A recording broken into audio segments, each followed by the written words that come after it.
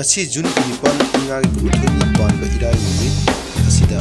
oi thawana miyam le ipau update tawjari Tangkhul Nagalong gi area da kanagum sin numai pair ga chatna warning tawkre Tangkhul Nagalong phungbana masigi frontal organization singa lonana state asida hojik oirakliba maru oina kuki singna naga area singda hingsa gi thawong kaya sathragliba asiga mari lenana akhana mifam ama pangthokre loinana mifam aduna Tangkhul Nagalong gi area da leiriba miyoi sing natraga masigi wangda leiriba miyoi sing na makhoi gi jurisdiction da police uniform natraga na military uniform da kanagum sing na sathok chasin tawdana ba warep lokre loinana hariba athing asigi mayokta kanagum sing na sathok chasin toromba tarabadi akanba dandi phangani haina Tangkhul Nagalong gi president M Basumna thadrok cherol aman hai Chief Minister gi secretary ta lenga ki oiba akhana mifam pangthokre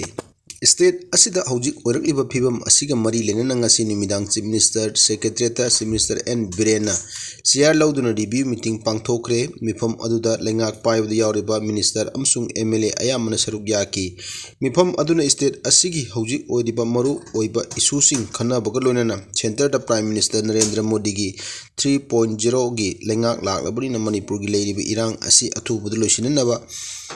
Union Minister amadi Prime Minister da taksin naba warep loki hanadagisu mahuna Manipur gi irang asi athubudu loisinanaba Prime Minister amsung Union Home Minister da taknadun lakibani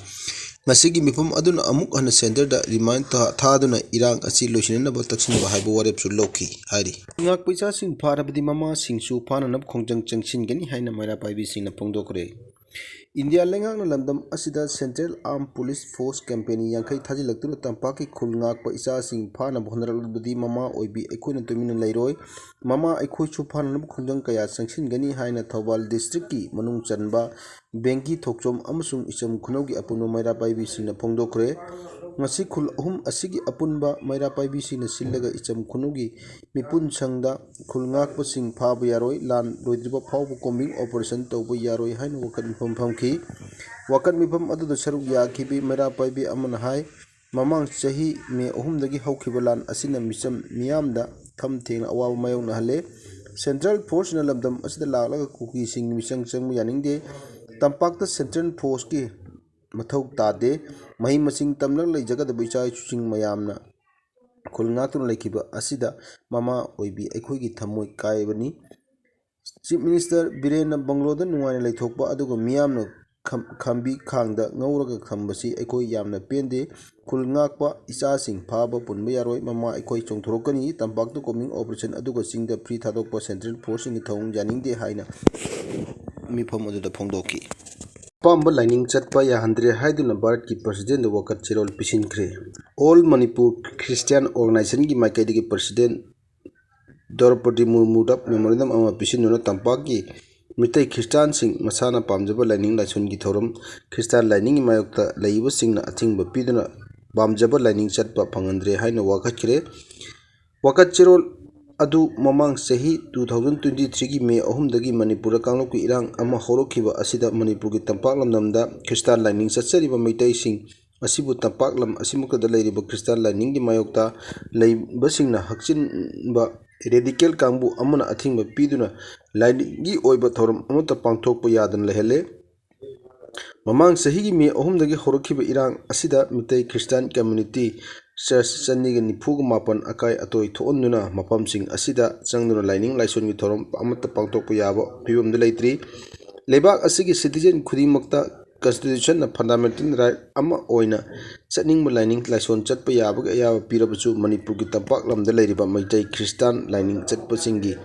masana pamjaba lining gi thorom amata pangthokpa yahandana thambire maram aduna Asuguma lining lisata athingba thamliba kangbu adugi mathakta authority lokhotpam thokpa ain gi oiba thabuk sing lokot piu haina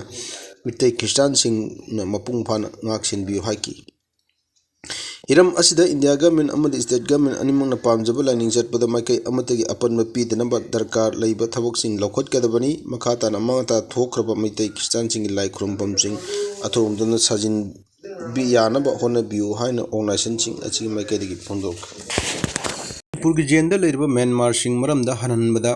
military junta gi awat anai mayok nagadra haiba akiba leire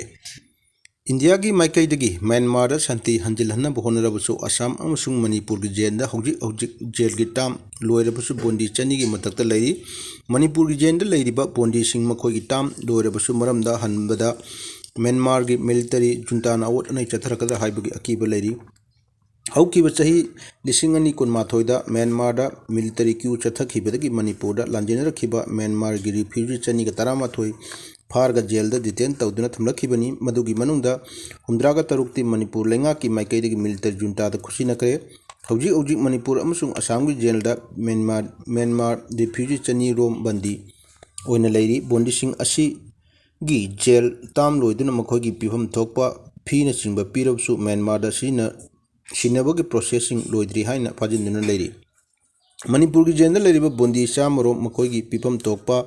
फी थीबगी मथक्ता jail ताम लोइरबनिना मखोइबु अथुब मतमदा थादोकदबनी हाइना हौकिबा तांग 13 जेल हंगर स्ट्राइक खोंजंग फावबु चथखरे मणिपुर पुलिस मखोइसिंग अदुगी मरक्ता मियोय खरदी लुपा 50,000 की फाइन थियल्ली मणिपुर अमसुंग असम की जेल लैरिबा म्यांमार सिंह अदु UNHCR प्रोटेक्शन की दमक दिल्ली एप्लाई तौखरे जेल लैरिबा म्यांमार बोंडीसिंग असी ऑथोरिटी की माइकईदगी